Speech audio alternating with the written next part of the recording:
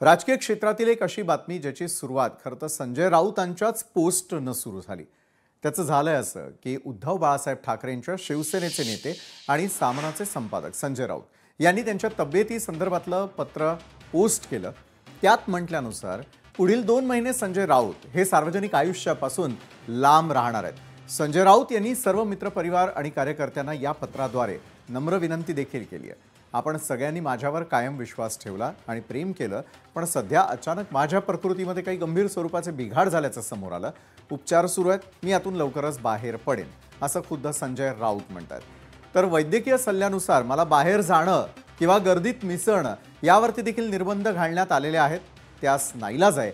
मला खात्री आहे मी ठणठणीत बरा होऊन साधारण नवीन वर्षात आपल्या भेटीला येईल असं देखील संजय राऊतांनी स्पष्ट केलेलं आहे। खरं तर ही झाली मुख्य बातमी, पण सत्ताधाऱ्यांवरती रोजच सकाळी बोलणारे, त्यांच्या प्रतिक्रियेनंतर निर्माण होणाऱ्या राजकीय बातम्या, घडामोडी, त्यांच्या टीकेवर हैराण झालेले सत्ताधारी, या सगळ्यांचं मात्र काय होणार असा प्रश्न तुमच्या मनात येणं साहजिक आहे। पण संजय राऊतांची प्रकृती बिघडल्याची बातमी आली आणि त्यानंतर त्यांच्या सहकार्यांसह विरोधकांच्या प्रतिक्रिया देखील सुरू झाल्या। अगदी मगाशी डॉक्टर राजू वाघमारे जसं म्हणाले की खरोखर प्रकृती अस्वस्थ आहे की राजकीय अस्वस्थ, ते तर पुढच्या काळात स्पष्ट होईल। मात्र सगळ्यात आधी त्यांच्या सहकारी असलेल्या शिवसेनेच्या उपनेत्या सुषमा अंधारे, भाजपचे प्रवक्ते नवनाथ बन, ते थेट देशाचे पंतप्रधान नरेंद्र मोदी यांनी ट्विट करत संजय राऊतांच्या प्रकृतीबाबत चिंता व्यक्त करत गेट वेल सून असं म्हणत लवकरच बरे होण्यासाठी शुभेच्छा दिलेल्या आहेत। यामध्ये सगळ्यात सुरुवातीला सुषमाताई लिहितात, तुम्ही लवकर बरे व्हा। आम्हाला कल्पना आहे की सार्वजनिकरित्या जरी आपण मिसळू शकणार नसलात तरी सुद्धा इथल्या पाताळी अंतरी अजस्त्र महाकाय शक्तीविरोधात ही लढाई आपण उभी केलेली आहे। त्या लढाईला वैचारिक रसद या 2 महिन्यात सुद्धा आपण पुरवत राहणार आहात असा विश्वास सुषमा अंधारे यांनी व्यक्त केलाय। तर भाजपचे प्रवक्ते नवनाथ बन यांनी प्रकृती लवकर बरी व्हावी यासाठी शुभेच्छा देतच संजय राऊतांच्या प्रकृतीची चिंता व्यक्त केली आहे। तर संजय राऊत लवकर बरे व्हा, पत्रकार परिषद घेण्यासाठी पुन्हा मैदानात या अशी प्रतिक्रिया त्यांनी दिली आहे। संजय राऊत यांची प्रकृती सुधारित व्हावी, चांगली व्हावी याबद्दल आमच्या मनापासून शुभेच्छा आहेत। संजय राऊत यांची प्रकृती अस्वस्थ असेल तर त्यांनी नक्की काळजी घ्यावी। पत्रकार परिषद घेण्याच्या आधी आपली तब्येत महत्त्वाची असते, त्यामुळे संजय राऊत यांनी थोडीशी काळजी घेतली पाहिजे, आपल्या प्रकृतीची काळजी घ्यावी।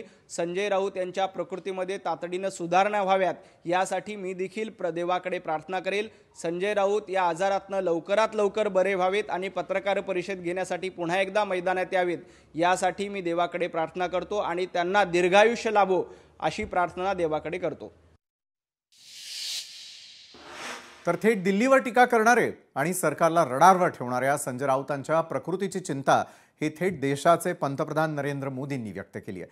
त्यांनी संजय राऊतांच्या प्रकृती सुधारण्यासाठी प्रार्थना केली आहे। तर आभार व्यक्त करत संजय राऊतांनी पंतप्रधानांच्या ट्विटला उत्तर दिलंय। एकंदरीतच काय तर राजकारणात कितीही टोकाचे मतभेद असले तरी संकटसमयी सगळेच नेते राजकीय हेवे दावे बाजूला सारत एकमेकांच्या सुखरूपतेविषयी संवेदना व्यक्त करत असतात। संजय राऊतांच्या प्रकृती सुधारण्याची प्रार्थना आपण देखील करूया।